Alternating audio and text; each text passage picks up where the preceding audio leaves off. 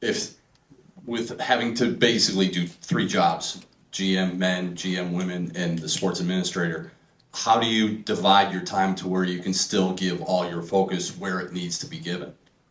No, it's no, really good question, and I think the way this job is designed is maybe a little bit different than some schools have approached it. Some schools have approached is solely like a personnel is the heavy focus of the job. So I think obviously, if I were to sequence it, getting up to speed on the sports admin side is the most important because that's a lot of the operational stuff of the men's program right away.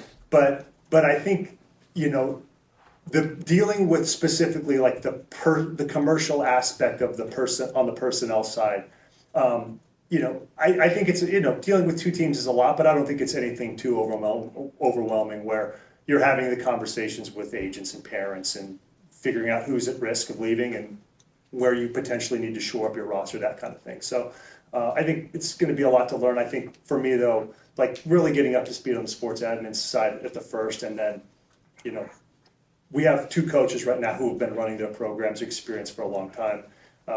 So I don't think there's any real urgency right away to come in and change anything that they're doing. It's obviously early and it seems like it changes every day, but what are your initial thoughts on the NIL transfer portal landscape and what Notre Dame basketball needs to succeed in it? Yeah, I mean, this summer I think is maybe a bad example to develop any thoughts on it because it was probably the most unregulated that it'll ever be, and you had kind of the ending of the collective era and kind of everyone preparing for the revenue sharing era.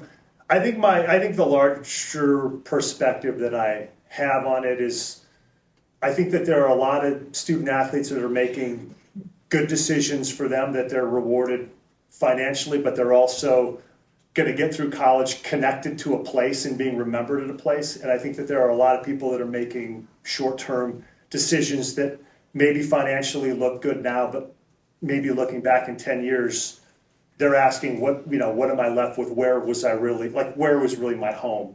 What am I remembered for? So I think that's one of the big things that we got to focus on here, just in terms of retention, is just selling the point of like, there's the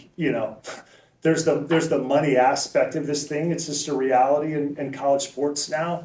But there's more to that. Like being remembered as an all-time great at a college means something, when you hang it up eventually. And so I think that we have to be able to demonstrate to our student athletes that we can get you there, and that's ultimately the important thing. And that includes like bringing the past all-time greats around to get that message across.